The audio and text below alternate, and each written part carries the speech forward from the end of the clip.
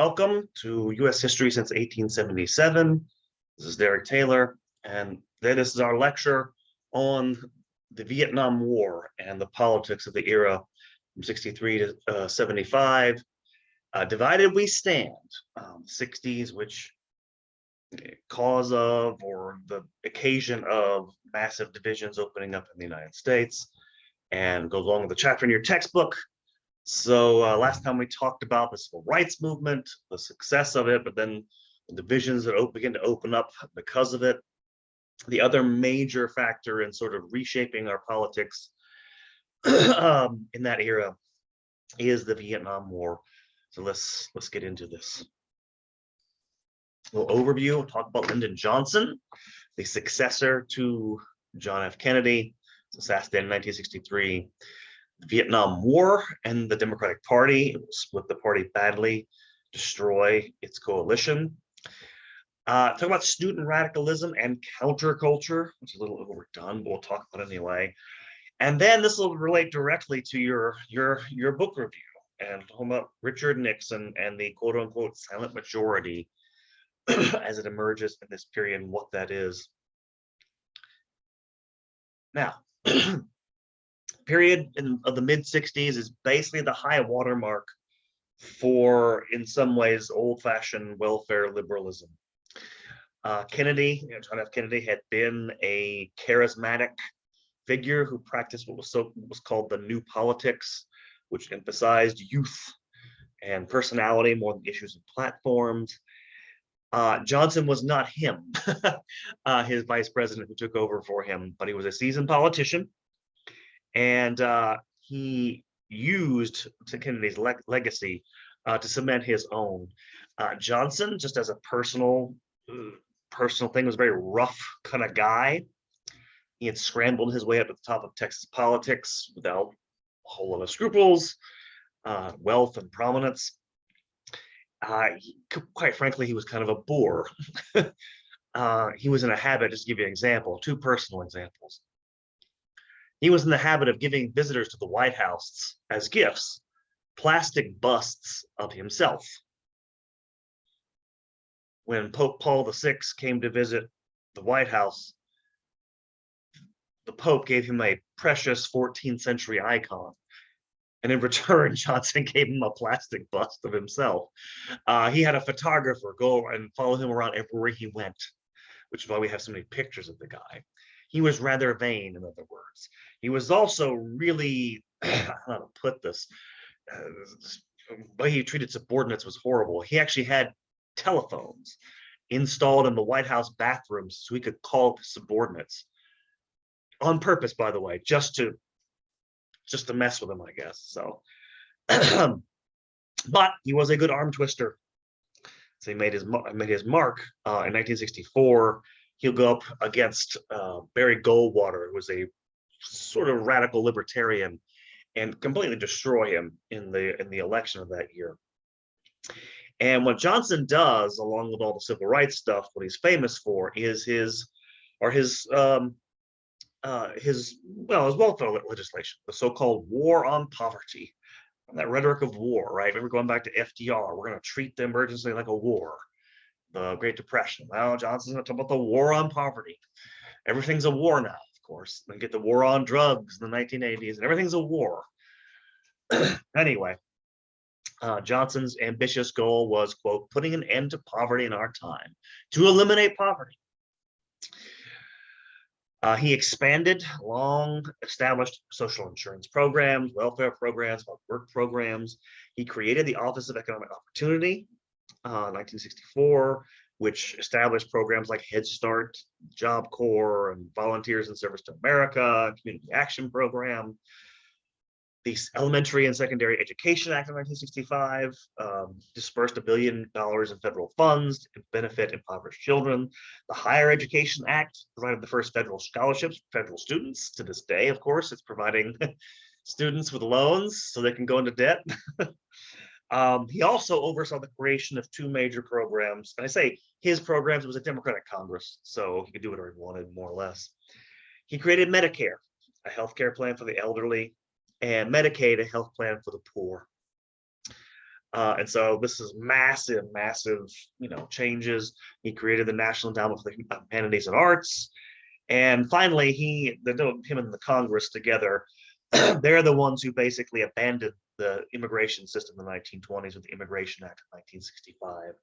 Across the board, liberal ascendancy on these issues, and pretty much had basically put together the most ambitious program of any president since FDR, put issues of poverty and things like that at the center of national life. Same question we'll ask of his war on poverty we asked of FDR. Did it work? And you'll see in a second. I'll show you here, actually. I'll show you here's Lyndon Johnson. He's from Texas. That's Lyndon Johnson and one of his better moments there, with the American flag behind him. This is his electoral and popular vote wipeout. Barry Goldwater wins by 16 million votes. Yes, well, about the Great Society. That's what it was called, the Great Society. It was to create a great society by doing things like this. And in absolute terms, the poor are better off. The rate of poverty goes down, as you can kind of see. It's not like, for instance, 65 takes a dip, and you just go down. However, two things. One is that they remain, to the poor, far behind the middle class in a relative sense. The proportion of Americans living below the poverty line actually dropped from 20% to 15% to 13% between 1963 and 1968. In fact, it's a weird thing. Johnson didn't actually believe in welfare anyway. His goal was to offer what he called, quote, equality of opportunity to, quote unquote, to all people. Like a lot of these programs, they can do some good, but of course the problem is, of course, in some ways is a conceptual one, because you may be getting better in absolute terms, but if you're part of a group, you're poor, you're African American, whatever, but if you're not gaining relative to other groups, it makes it feel like, you're being left behind.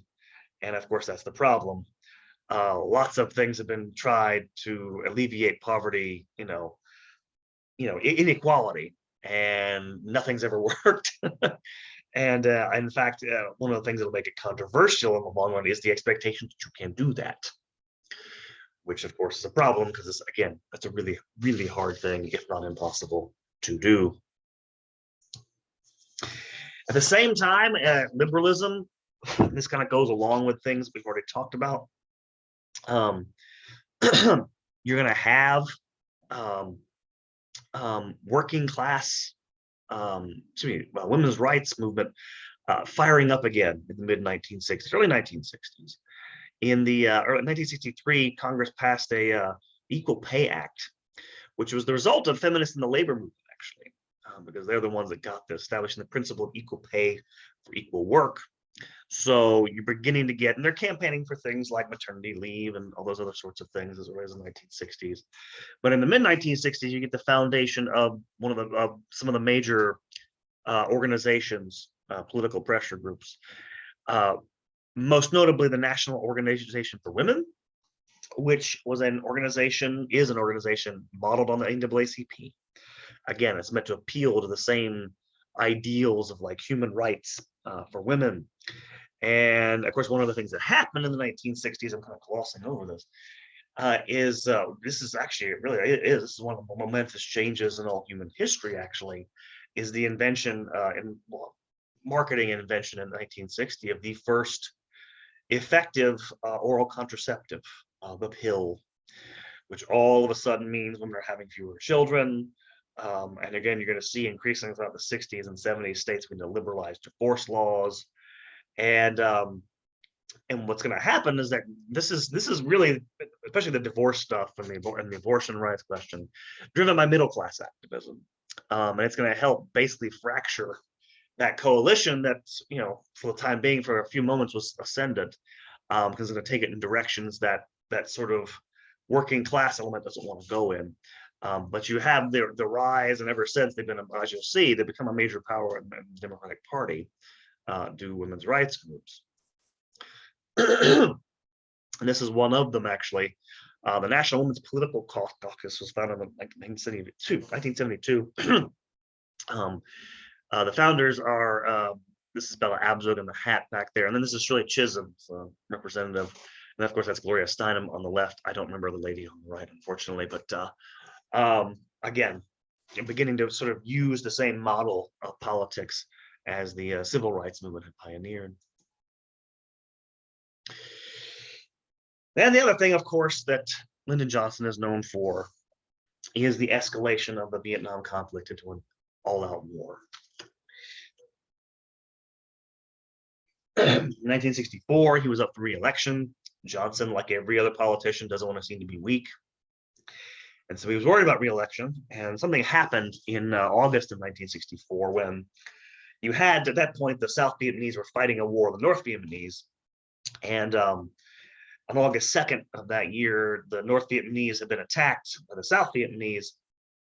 And by accident, an American destroyer, the Maddox, came in range of some North Vietnamese vessels. They fired on the Maddox. They fired back, destroyed one of the ships, but it was an accident.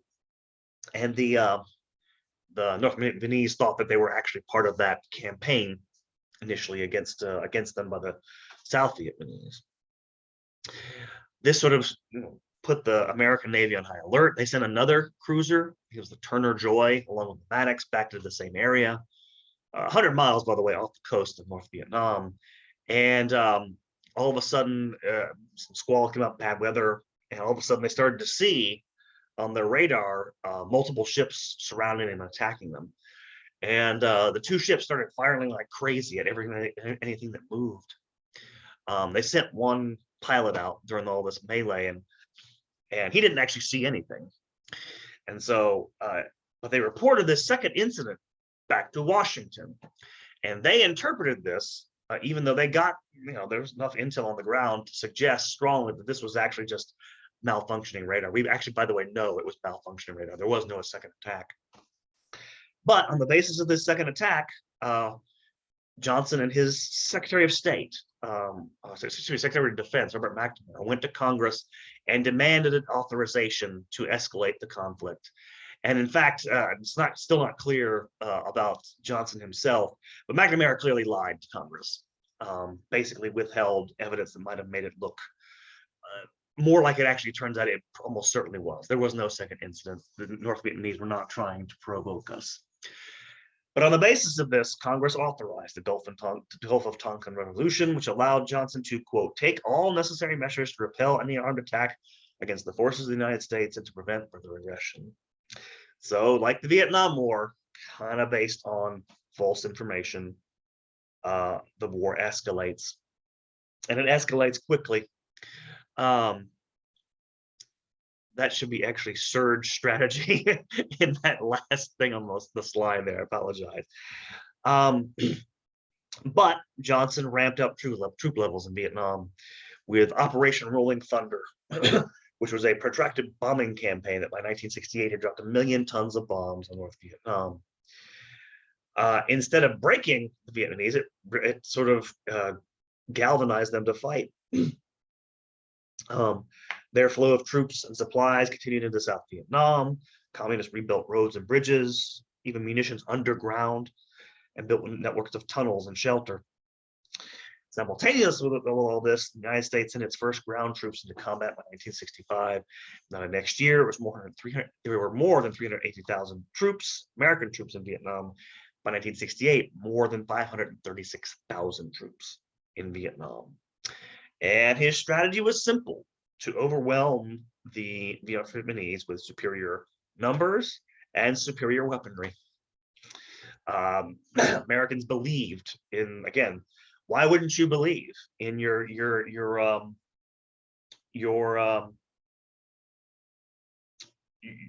ability to do this, right? You're the most powerful nation in the world. You defeated the Nazis. You get the best technology. You just got rid of, and these things go together, by the way. You just got rid of segregation in the South. We're going to reshape the South and the whole country into a new country, so we can go defeat these, North Vietnamese, fighters. As it turns out, it wasn't actually as easy as they thought. Because, of course, these are just a picture of troop levels. Like graphs, because it makes it clear just how big it gets. It will go down precipitously after 1968, as you will see. Here's an image coming back from Vietnam, and it's images like this. This is the other thing I'll get to in a second, is that this was the first war that was extensively covered live by television, and that's a huge difference. Kind of like with the civil rights movement. The American media showed all these images, dead bodies and soldiers being wounded, despite the fact that the government was telling them that yes, we're defeating the Vietnamese, everything's going great. And they, by the way, they were winning battles. They were killing a lot more soldiers than Americans died. But by 1967, many in the administration were pessimistic. And by the way, the reason why this is pretty obvious is that the North Vietnamese, they're fighting for their country. They're fighting for independence. They're fighting for nationalistic things on home territory. They simply had a lot more invested than we did.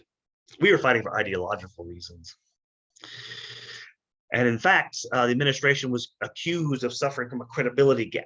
In fact, there were actually televised hearings by the Senate Foreign Relations Committee in 1966. So you're getting criticism from his own party, Lyndon Johnson. And in fact, one of the things that happens to further this is that during the war, you begin to have the federal deficit go up because you're spending so much money. And by the end of this period, it's going to push the United States into an inflationary spiral.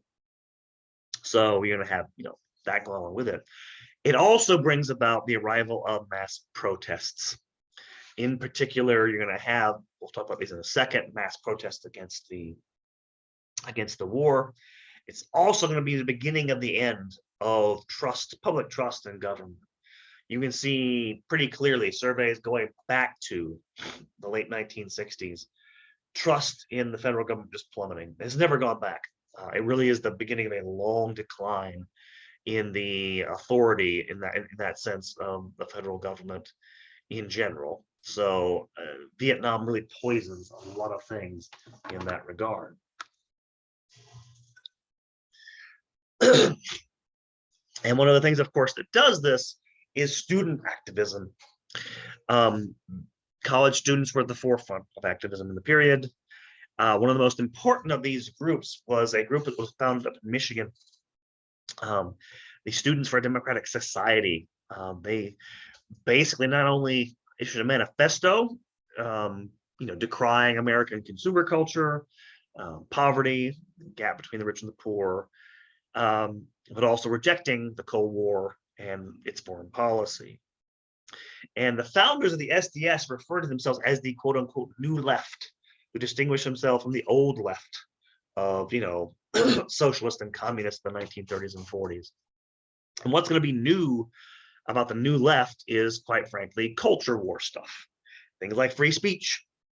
There was a free speech movement organized at Berkeley in California in response to administrators' attempt to ban political activity on campus.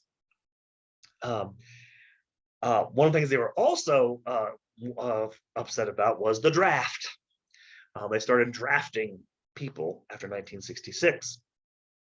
After 1966, they abolished automatic deferments for college students. This, of course, got college students who were, notably middle class, up in arms.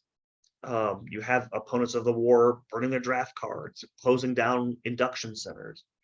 A group of them even broken into selective service offices and destroyed records.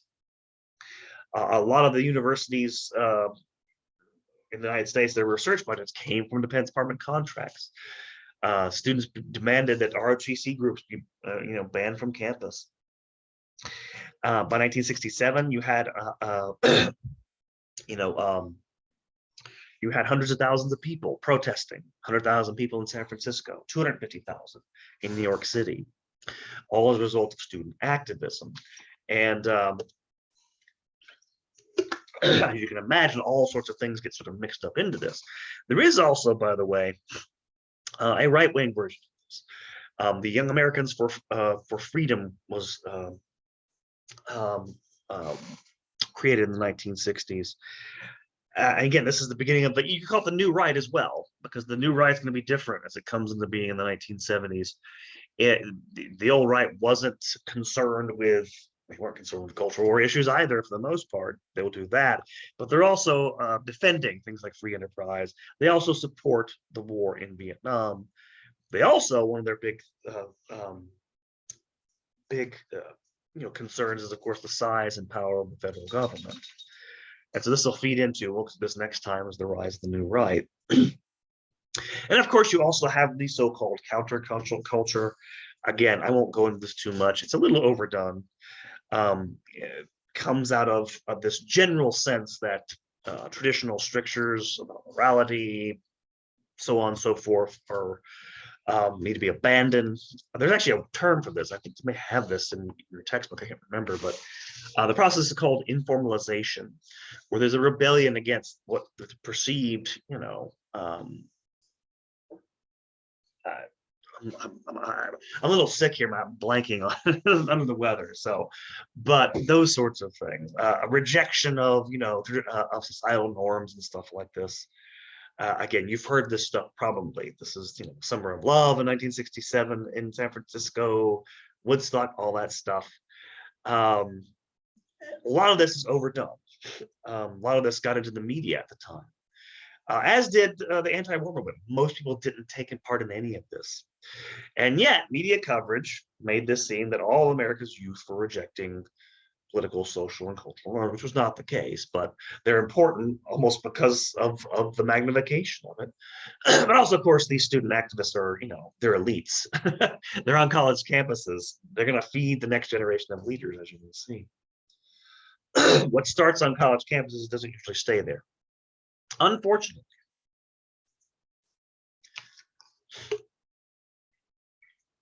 Here you can see that's on the left, it's a poster from the SDS. I won't repeat the four-letter word there, but you get the idea. Elections don't mean vote where power is. Our power is in the street. On the right-hand side, you have Young Americans for Freedom. That sign says in the middle, if you can't be with them, be for them, some of the troops. So again, dueling visions of the future of the country, which will play themselves out in the ensuing decades. And of course, we had to get a picture of hippies for you. She's playing a flute. Yeah, I think he might be smoking something with her. Anyway, you get the idea. You don't need to belabor that, but it's part of that. Again, there's a general rebellion, as you'll see, against authority in general. But the 1968 is the turning point for a lot of things in the world, particularly the war. First of all, the Viet Cong tried to pull off a massive assault in 1968, known as the 10th Tet Offensive. Tet is the Vietnamese New Year, where usually they don't do anything, and so the United States was a little vulnerable because they thought the North Vietnamese wouldn't attack, and they did. So they had this simultaneous attack on major urban areas in South Vietnam. However, and you got these images coming back to the United States of offices being invaded in Saigon, which was the capital of South Vietnam. It looked like South Vietnam was being overrun. Actually, within a few days, it was repulsed fairly easily. But it made a mockery of official pronouncements that the United States had control of the country. And so it swung public opinion massively against the conflict. That fall, Senator Eugene McCarthy came in second in the New Hampshire primary against Lyndon Johnson, and he was so stung by this. And it's hard to God, my brain is dead. It's hard to communicate to you just how hated Lyndon Johnson was at this point. His own party absolutely despised him, thought of him as the man who was getting all these people killed. And again, the vitriol was directed by Democrats and and those people against him, especially those student activists. And Eugene McCarthy's success propelled Robert F. Kennedy to go run for president. He almost certainly would have won if he'd lived. But Johnson did an amazing thing. On March 31st, 1968, he stunned the nation by announcing he would not seek re-election. He opened up peace talks, trying to end the war in 1968.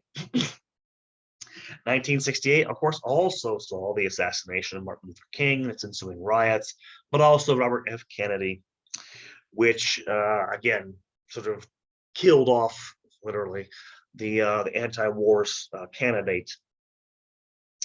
But really, there were actually massive student riots or rebellions all over the country. Not all over the country, but all over the world.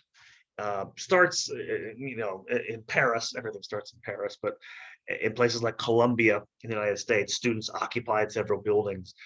In pretty much every Western industrialized country, Latin America, Mexico City, Japan, strike by students in Paris, and labor unions toppled the French government and the resignation of Charles de Gaulle, who had been a World War II hero. And in particularly, a lot of these grievances in terms of the students. This goes back to the book The Hard Hat Riot. In terms of these like student rebellions, you're going to have police get involved. And at Columbia, definitely this is the case, but there's serious class tensions involved because these students, of course, they usually come pretty well off families. These cops are, of course, all working class. They're very patriotic, and you have to understand the student protests are doing things like burning American flags, going around waving Viet Cong flags and stuff like this. And so these working class cops, as you'll see in the book, they don't really care at what happens to these students when somebody gets this. They get roughed up, but it leads to serious clashes. These working class people, have a good life, they love all that stuff. So it's part of that class tension. It's part of this rebellion, and again, it's just kind of a weird. But there's even more than this. More than their specific grievances, which varied from place to place. There was this general sense of just rejection of authority in general. Give me an example. I had professor colleagues, sadly since passed away at KU, who studied at the University of Chicago with a very prominent literary scholar named Paul Ricoeur, who was teaching in Paris in 1968. He told him stories how during these riots in Paris, at one point someone hit him in the head with a brick. Another point, students grabbed him and stuffed him in a trash can. And another time he tried to teach a class on Aristotle, and his students literally shouted him down, would not let him speak, because they didn't want to do old stuff like Aristotle. They only wanted to hear Karl Marx, wanted to hear communism. And one of the slogans of these Parisian students was, I won't read the French for you, it is forbidden to forbid. Again, what does this mean? Again, it's just a sort of rejection of restriction of authority. Kind of amazing. Galvanized by the war. And this has increased in the United States, by the way. In 1969, you have even more, 500,000 demonstrators show up in Washington, D.C. And when news came out in 1970 that American troops were operating in Cambodia, which is a neutral state, there were protests on campuses. May 4th, 1970, Kent State University in Ohio, National Guardsmen panicked and fired into an anti-war rally, killing 4 students and wounding 11 others. And so you have this massive conflagration and all this stuff. And I should mention that it gets so bad that a breakaway it's going to lead to, and this is something people don't actually, I won't have time to go over this when I get to the next lecture. I want to mention this. This radicalized some of these student groups. They became terrorists, actually. They became convinced the United States, not just the United States had bad policies, but the United States was evil. Capitalism was evil, that it was racist, all of that stuff. I'll give you one. And during the 1970s, there was tons of like domestic terrorism. There was at least one bombing every month in the United States for every month of the 1970s. And one of the more famous of these groups, we'll get to in a second. Well, again, I'll show you, give me an example, but it led to the radicalization of part of the left. And again, that radicalization had an effect even, beyond that sort of sliver of people who were impacted by it. But there are a bunch of people on the lam in the 1970s. It's kind of amazing. This is a map of the Tet Offensive, 1968. You can see where the North Vietnamese attack, again, simultaneously across the entire length of South Vietnam. And again, those operations, because again, one of the things that, United States, its military spokesman were saying as well, that North Vietnamese couldn't actually pull off something like this. So again, it really did. And by the way, the North Vietnamese were quite aware, very aware of what was going on back in the United States, public opinion. So it helps cement that in people's minds. This is a famous photograph from the aftermath of the Tet Offensive. This is by Eddie Adams. This is on the left-hand side, a Vietnamese, I think it's a general, executing a suspected North Vietnamese soldier on site there. And so it became, again, stuff like this, images like this are what sort of drove, the anti-war movement and other things. And here you have the picture. This is from his assassination. Bobby Kennedy was killed in LA in 1968. So the last hope for the Kennedy clan, next after Ted gets in trouble the next couple of years. So violence at home and abroad. And here I included this picture. This is a picture of Lyndon Johnson. This is from 1968. And he's actually listening to a recorded message from his son-in-law, Charles Robb, going to be a senator. But I made it pretty clear. I don't like Lyndon Johnson at all. And again, I don't think he pretty much got what he deserved. Nevertheless, this is him listening to accounts of what's going on in Vietnam. He did hit him. He was human, after all. So you see him just crushed. He was pretty broken by the end of his administration. This is an FBI notice for a group called the Weathermen, later called the Weather Underground. And they were one of these domestic terrorist groups. They were actually a break-off from the Students for a Democratic Society, who went radical and wanted to go start, they wanted to start a revolution by violence. Their plan was to kill cops. This was a favorite target of these radical groups in the 1970s. They took over the national SDS offices in 1868 and tried to encourage violent revolution. And in 1969, in October, they tried to get a show of force and get a bunch of people together in Chicago. They called it Days of Rage. And they were, going to have thousands of people out there. Only a few hundred people showed up, and most of them were arrested. The point is, they eventually moved on to actual acts of violence. They started bombing public buildings, private companies if they thought they did business with the government or something. They never actually killed anyone. The only people they ever killed were themselves. The first time they tried to make a nail bomb, and it's a bomb with nails in it, so it will kill people. They wound up killing 2 of their own members. So after that, they sort of said no more. Actually, they only bombed empty buildings. They bombed the Pentagon and stuff in the 1970s. Excuse me. Another major group in the 1970s, which was operating back in the 1950s, was the FLAN. That's the Puerto Rican Nationalist Organization. They were also active in this time frame as well. I mentioned this partly, by the way, just to give you an idea. This activism came out of these middle to upper class echelons. These 2 people here, Bernardine Dohrn on the right, and William Ayers. You should know, if you heard that name, William Ayers came from serious money.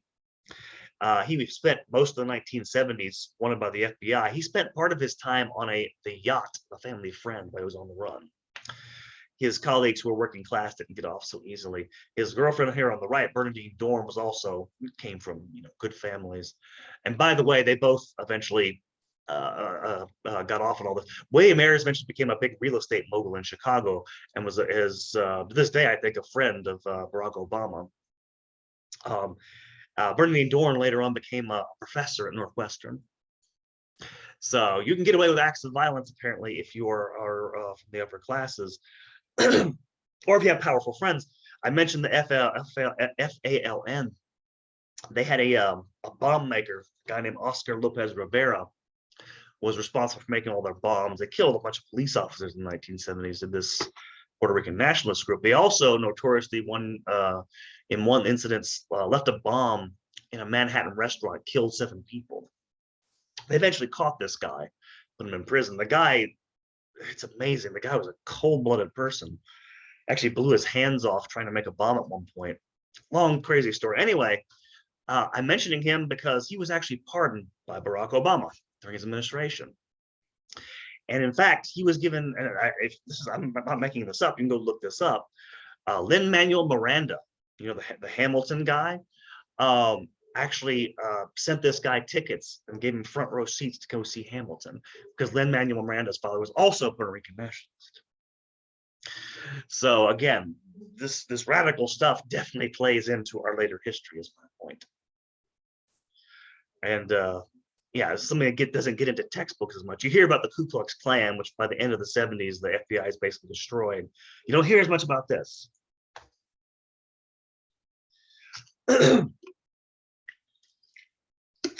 All of this in 1968 means the Democratic Party is about to split apart. At the convention that year in Chicago, you have political divisions generated by the war. Outside the conventions, you have a bunch of demonstrators demonstrating against the war, diverting attention from the activists in Chicago as delegates on the floor. The Democratic mayor of Chicago, he's a devout Catholic, he's a old machine politician, calls out the police to break up the demonstrators, and patrolmen attacked protesters, beat the hell out of them, threw mace and tear gas at them. Again, all on television, which basically, again, it's cemented in the minds of everybody that the Democrats were the party of disorder and chaos. And you read more about that in the book, The Hard Hat Riots.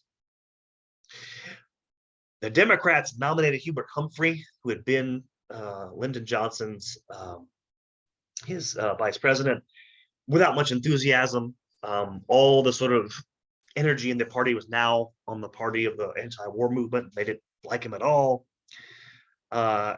Humphrey improved a platform that endorsed continuing to fight in Vietnam, while diplomatic means were explored to end it.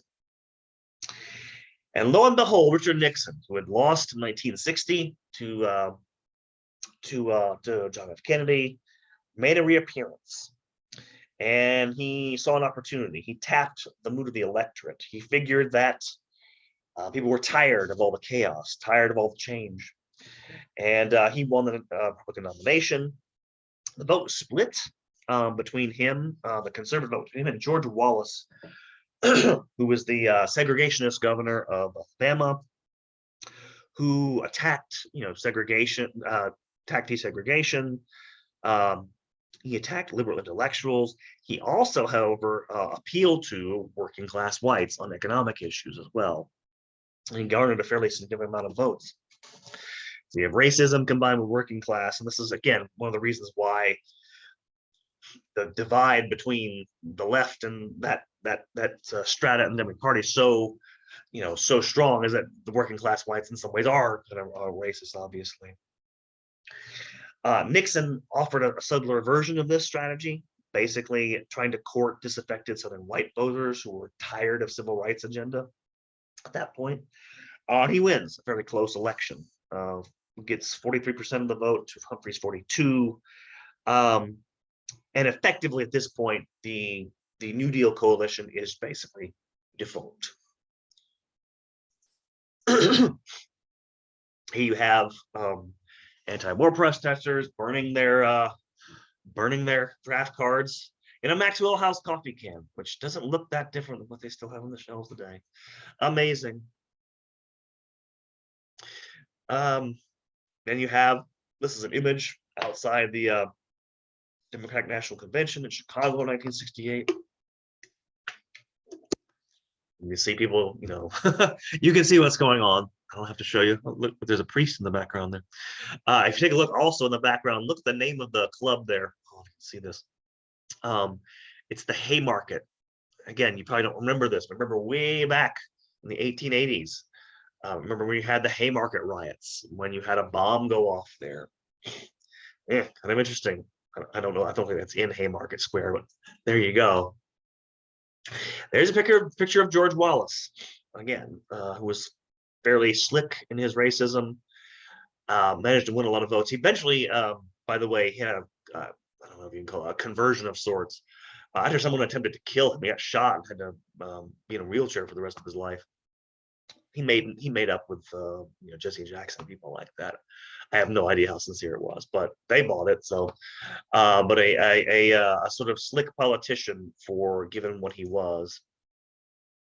And then there's Richard Nixon, the old Cold Warrior, coming back, winning the presidency, as you'll see.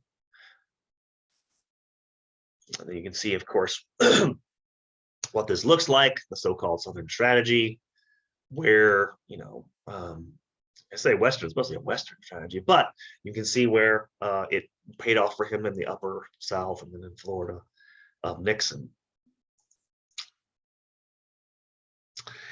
At the same time, Nixon committed to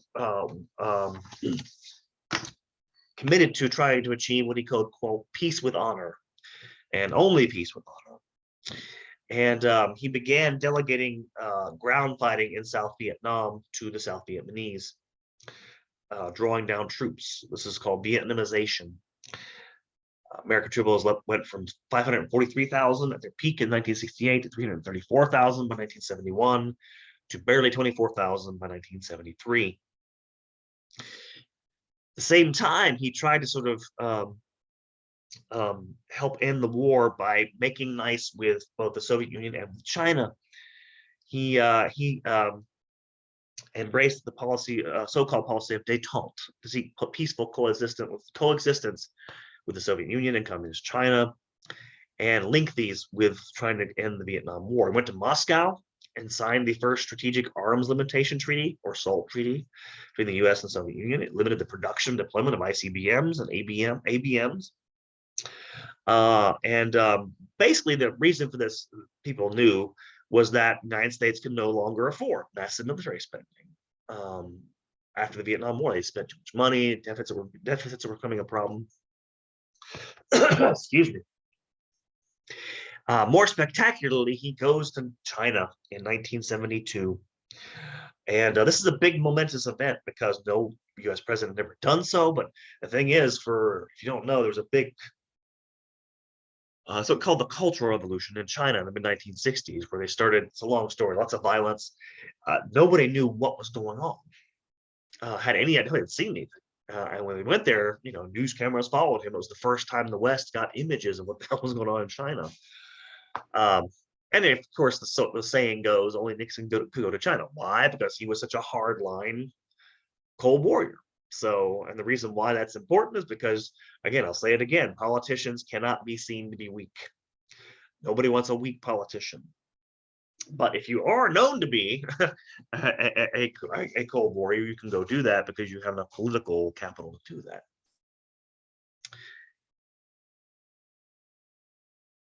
Nevertheless, Nixon stepped up bombing campaigns to sort of give himself better position in peace talks. And the Paris Peace Accords were actually signed on January 27, 1973. 2 years later, the South Vietnamese government fell to communist forces. And again, people watched on TV as the American embassy there in Saigon, its personnel, Vietnamese citizens, struggled to board helicopters before the North Vietnamese troops entered the city. You can see this on television, seeing people dying to try to get in because they know what's coming. And on April 29th, 1975, Vietnam was reunited. Saigon was renamed Ho Chi Minh City in honor of the communist leader who had died in 1969. And Vietnam is still technically communist to this day. And so the fall of Saigon ends the Vietnam War with 58,000 Americans dead, 300,000 wounded, and cost in treasure and lives, and deep distrust of the government as a result. Here you have a picture of Nixon and Mao in 1972. Excuse me. And then a picture of, again, people on the rooftop of the US Embassy in Saigon trying to evacuate in 1975. Defeat and ignominy in Vietnam. At the same time, you have also in this period, breaking out alongside all of this, are liberation movements. Now, we've already talked about women's rights movement. What's a liberation movement? But again, this is kind of goes back with this general mood of being against authority. You're going to have, public protests by women, again, of the sort of, what's the word I'm looking for? Theatrical, that you're probably used to by now. You're going to have an obsession with language. Terms enter our lexicon in the early 70s, like sexism, male chauvinism, which nobody had ever heard before. It's going to come, again, I can't stress this enough, mostly from upper middle class white women. And they're going to push for, I'll emphasize it again, they're the ones that push for things like, again, right to abortions, right to, other sorts of rights. It's middle class activism that resulted in the, Title IX Educational Amendment Act, which prohibited, colleges and universities from receiving federal funds from discriminating on the basis of sex. And you're going to have, that push begin to make itself known in big ways and begin to be copied. Again, things get copied from the original civil rights movement on outward. You also have the beginnings of the gay rights movement in the late 60s. Until the late 60s, most gay men and women had to remain, they had to watch out what they said and what they revealed. They could be, they could be fired from their jobs without any consequence, those sorts of things. In many states, homosexual behavior, what they called sodomy, was illegal, and police used to often harass, gay men and women, and you begin to have expressions of rejection of all this in cities, most particularly in New York. Greenwich Village, which had long been a center not only of homosexual community, but also just in general left-wing, avant-garde radicalism. And there was a riot at the Stonewall Inn gay bar, which was raided by police in the summer of 1969. This is usually how it's sort of, retrospectively said its beginning. It's not actually the beginning. It's taken as sort of a symbol. And by the mid-1970s, again, you have gay rights organizations begin to proliferate and begin pushing for non-discrimination ordinances and changing of state laws and stuff. Oh, I'm about to die here. My voice. Sorry. I'm so sorry. Excuse me. They don't, by the way, have as much success, as African Americans do. Probably, and one historian actually had this thought, and I think it's maybe actually true. Those minorities who had a lot more success with these political movements in the 60s and 70s tended to be the ones that were important to the Cold War. Again, the government knew the world was watching it, whereas apparently nobody in Soviet Union cared about gays. They didn't get a lot of, and most of this is through the courts. Like, it's not until your lifetimes that,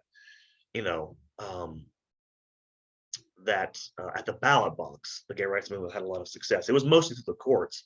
And even then, it's not really until after the Cold War's over that they begin to have the Supreme Court getting to strike down laws. There are still laws against sodomy until 2003. So it's way in the future in terms of their success, but it begins at the same time. And you have a picture. Again, this is women's liberation. Again, meetings or whatever. Women Free Our Sisters, New Haven, Saturday, November 22nd. Excuse me.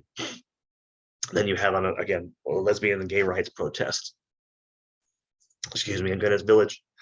Pardon me. Oy.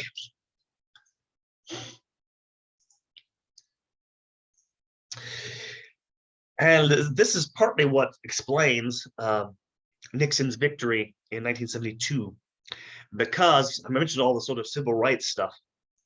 It went far beyond, again, just race or things of that nature.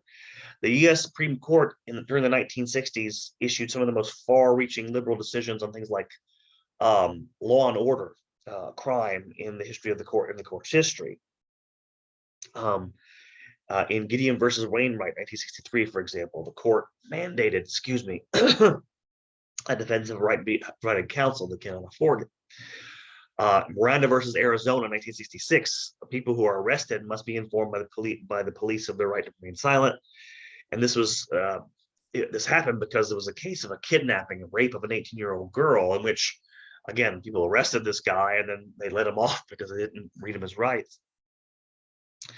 And a whole series of these things, not just crime, but things with regard to pornography. Again, public prayer in schools gets prohibited in the 1960s. All these things begin to sort of galvanize conservatives. The Supreme Court, more than anything else, is responsible for creating the modern sort of social conservative movement. And so it begins to fuel, and it goes together all God Almighty, with all the sort of things that are going on, in particular the big spike in crime, because there is a humongous spike in crime which lasted the early 1990s. So everybody thinks society's going down the tubes. Excuse me. And this feeds into Nixon's coalition. Another thing that does is the issue of integration. Because again, one of the things that happens is the civil rights, apparatus isn't content with just getting rid of segregation in the South. They want to integrate them again, and so you begin to have through court orders, federal courts ordering busing of students to or from heavily segregated schools, such that by mid-1970s, 86% of Southern Black children attended white schools. Now, in the North, this was much more controversial. Why? Because in the North, again, there was no legal segregation. And you're going to have a backlash among working class whites in places like Boston, Irish people. In fact, we'll come to this next time as well. It'll be a big issue because, of course, again, it goes back to that, okay, you're going to force people together, and it is force, it is coercion, and they feel the people who are in charge of this seem to have no compunction. But of course, it falls most heavily on people who are working class, who have the least amount of influence on the system. And then finally, this is what leads, this backlash is what Nixon feeds off of. And again, by 1972, the Democratic Party is kind of in a disarray. And he appeals to what, and this is actually earlier, 1969, he gave a speech in which he was talking about all the protests. And he appealed to what he called the silent majority of people who weren't protesting, which, to be fair, the majority of people did not protest. Although that's not true, as you're going to see. If you read the Hard Hat Riot, there were people protesting for, you'll see it. There's a counter-protest movement. That phrase, by the way, was coined by his speechwriter, who was Pat Buchanan. And so he basically wins a massive landslide.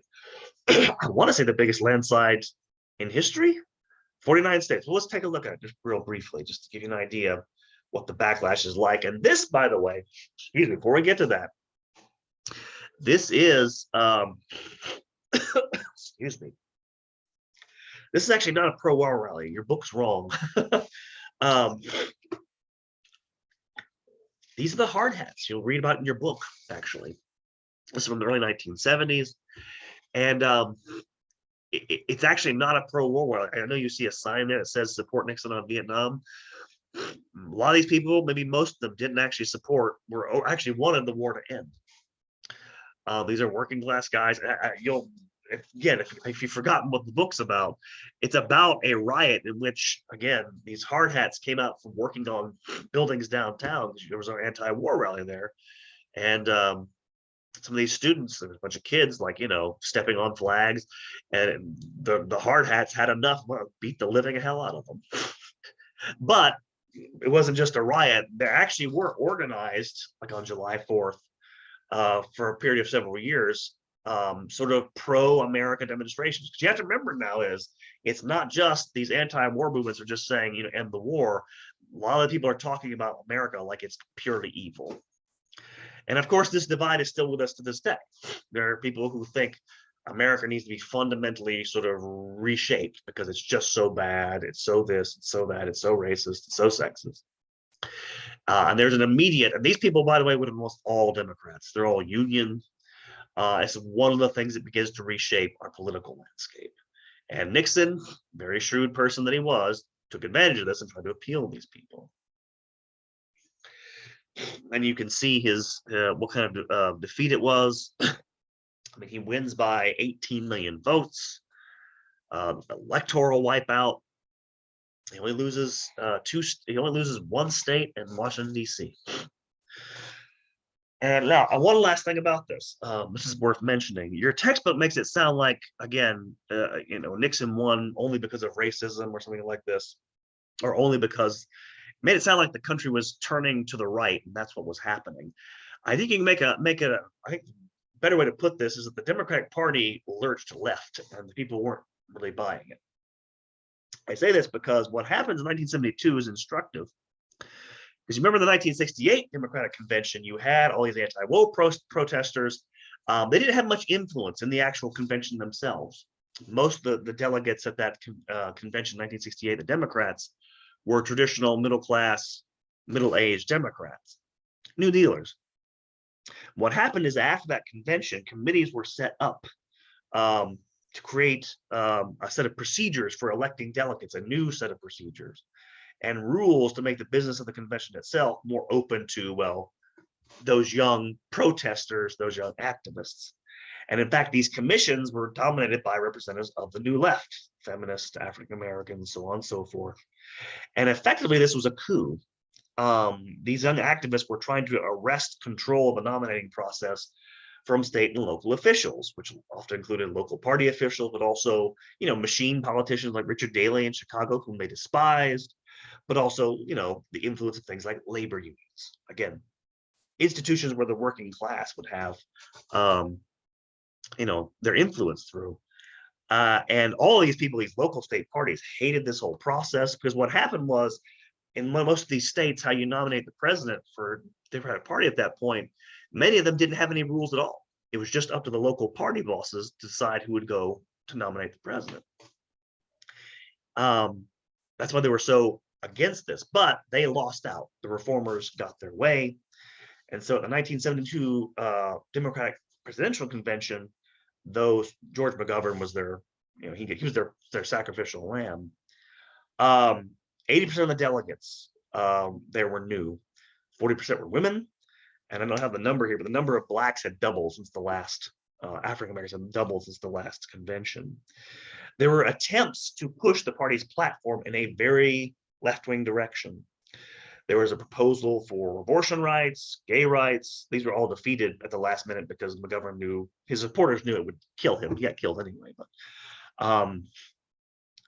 because this was going to alienate moderate, middle class, and working class voters, which it did. But it set the stage for the future because now these activists, upper middle class activists, African American activists, had control of this process. In other words, it signaled the death of the old FDR coalition, right? Urban Northeastern elites, Southern racists, working class. This is the working class being pushed out of the party, and they're going to increasingly migrate, or as are many middle class people, toward the Republican Party. And so you have a new coalition in the Democratic Party: women, urban people, urbanites, college educated voters, and a whole raft of minorities, which makes up the party today. It takes decades, by the way, to work itself out. I'm not trying to say this happens overnight. It doesn't. Lots more to go out and talk about next time, but it's the beginnings of, the period we're living through now, essentially. And since my brain can't take it anymore, I need to get some medicine. That is all we have for you. One last, be a long lecture next time on United States from the end of the Vietnam War, end of the Nixon presidency up till the Cold War, and then a coda about the last 20 years or so. So I hope that helps you understand the era. I'll talk about some of this stuff in discussion for this week. Thank you all for listening. Take care. Have a good one.